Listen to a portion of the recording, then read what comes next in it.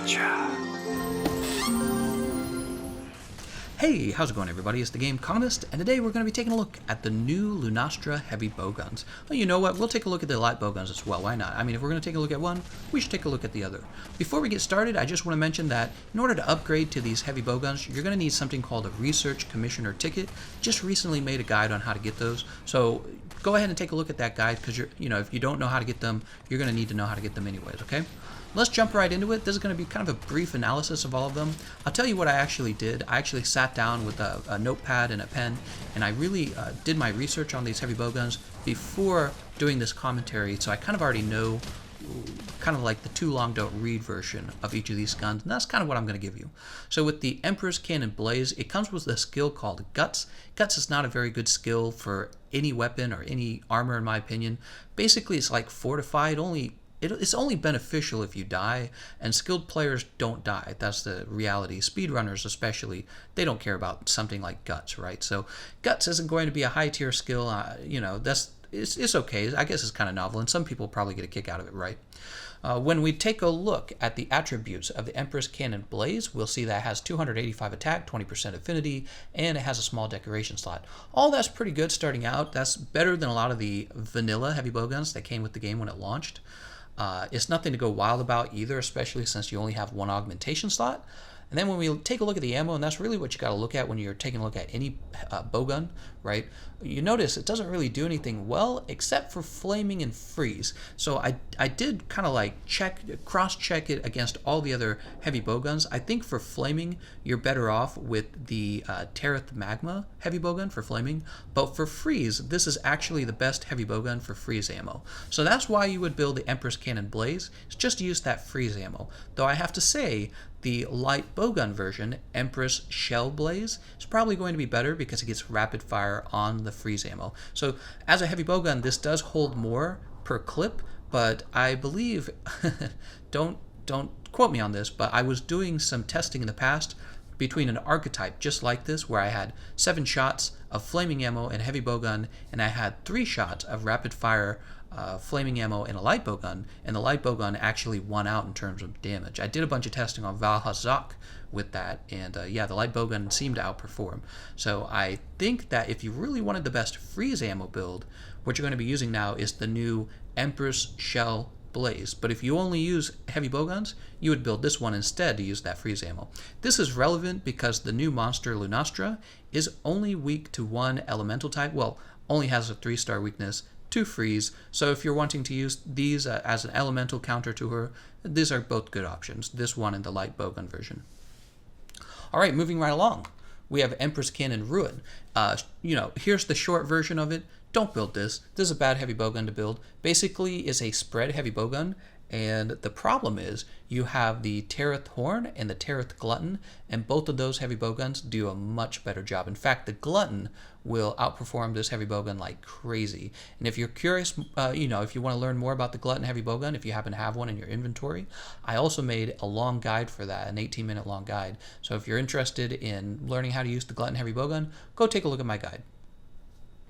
Finally, we move on to Empress Cannon Sticks. So, I didn't mention the earlier gun had the Hasten Recovery, which is basically like a free health augmentation. Well, this one gets probably the best skill that you could put on a bowgun. It's kind of crazy. It's got the razor sharp spare shot skill. I also call this the Zenajiva Divinity skill, because before the only way to get this skill is to wear 3 parts of the Zenajiva Divinity armor. And the problem with that is when you put on those 3 pieces of armor, you kind of lower the efficiency of your build. So you sacrifice what you could build with better pieces of armor in order to wear the Zenajiva Divinity set just for that armor set skill, because that set skill is so good, right?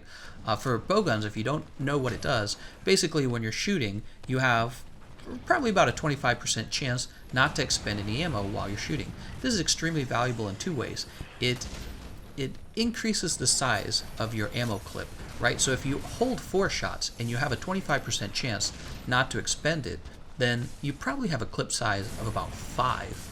Similarly, if you're using an ammo type that runs out too quickly, this conserves that ammo type. So it has 2 valuable uses for the bowguns, and a lot of high-tier bowgun builds use spare shot, like the Dark Devourer, for example. So that's a terrific skill. We'll also note that it has 285 attack, 10% affinity, and it has a large decoration slot and a small decoration slot. All that's pretty good. Again, it's above average. It's not better than the Dark Devourer though, and or for example, it's not better than the Tereth Horn. Those are going to get some really high attack values. But let's go ahead and take a look at the ammo types. You'll notice that it'll do okay with normal ammo 3. I'm not going to recommend normal ammo 3 though, because you have a weapon called the Tereth Blitz Shots, which I believe that's still going to outperform this gun pretty easily. Then it has Pierce ammo, 5 shots of the Pierce ammo with recoil +4 and reload that's slow. Now this is a tricky one. Some could argue that this is now the best Pierce ammo build in the game, but I'm not sure if that's really true. You have the Kov-Tirath support heavy bowgun, right? It has 270 attack. That's 15 less than this one. Then it has 20% affinity. That's 10% more affinity. What's interesting is it holds an extra bullet, and the support heavy bowgun also reloads at a normal reload speed. So what you might take away from that is that it doesn't really need the divinity skill, the support gun doesn't, and although it does less damage, since it's going to actually have lower recoil than this gun, you're going to be able to build the ranged attack up mod on the support heavy bowgun. It also comes with sleep and paralysis, so it comes with 2 elements. So maybe these two break even, or I think you could even make an argument where the Kov-Tirath support heavy bowgun is still the best Pierce bowgun. It's pretty close. It's pretty marginal whichever way you want to go. But for now, I won't go as far as saying that this is the best Pierce bowgun, only that you can get away with a good Pierce build on this bowgun. Okay, now you can take a look. It does have cluster level 3 and cluster level 2. That's extremely good to pair with the divinity set. And possibly what you could do is try building peak performance, and you could try building agitator and see if together you can get about the same damage of Dark Devourer. But the question is, if you're going to go through all that trouble, why don't you just build the Dark Devourer, right? Because Dark Devourer already has such a high attack rating. Finally, and this is probably what I think they actually intended for this heavy bowgun, you have slice ammo that holds 4 shots. That's more than any other heavy bowgun, right? In fact, it's more than any bowgun in the game. 4 shots of slice ammo without the ammo up skill. After the ammo up skill, you're going to have 5 shots of slice ammo, and this comes with Xeno'jiiva Divinity, right, the spare shot. So you're going to be spamming those slice ammos like crazy. Not to mention, it has pretty fair damage, right? 285 attack is good. It's comparable to the power shooter. The power shooter, it has, well, you're going to have to build Elementless on that weapon, but it's going to have higher attack than this one.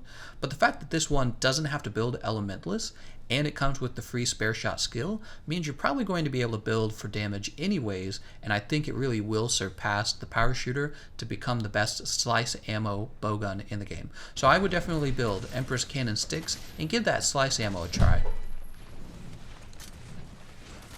Now, on the flip side, we do have the light bowguns. As I said before, I believe the Empress Shell Blaze is the new best freeze ammo light bowgun in the game, and possibly the best freeze ammo bowgun in the game, beating out the heavy bowgun version of it, right? Again, it comes with the gut skill, which I don't think is that useful. Taking a look at the next one, Empress Shell Ruin. Once again, I wouldn't bother building this, just like its heavy bowgun counterpart.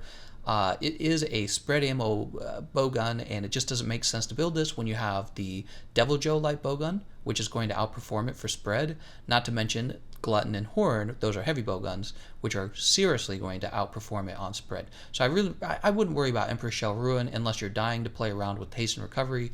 There's better options. And finally, you have Empress Shell Sticks.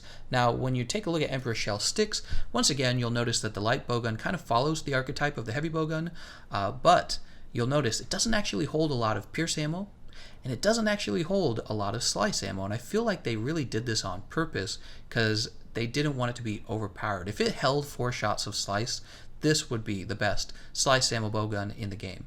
But as it turns out, it carries water and thunder elemental ammo, and after doing a lot of background checking between all the light bowguns and heavy bowguns, I believe this is the best water and thunder elemental ammo bowgun in the game now. Okay, so I basically competes with 2 new Kov-Tirath Rarity 8 light bowguns that use one of each of those ammos, but it actually does better than both of them. One of them has 15 more raw, but it doesn't come with the divinity skill, and the other one has exactly the same attributes in terms of damage and affinity, and once again, it does not come with the free, spare shot divinity skill. So this is just the best water and thunder elemental light bowgun in the game now, and arguably, once again, the best elemental for those, for water and thunder, the best elemental bowgun, right? Meaning it's going to probably outperform the heavy bowguns as well, which is typically what the light bowguns tend to do with elemental ammo. Alright, and that is my assessment of all the new bowguns from Lunastra. I want to thank you all for watching, and I'll see you guys next time. Really? Oh my gosh, you guys! I just want to thank y'all so much!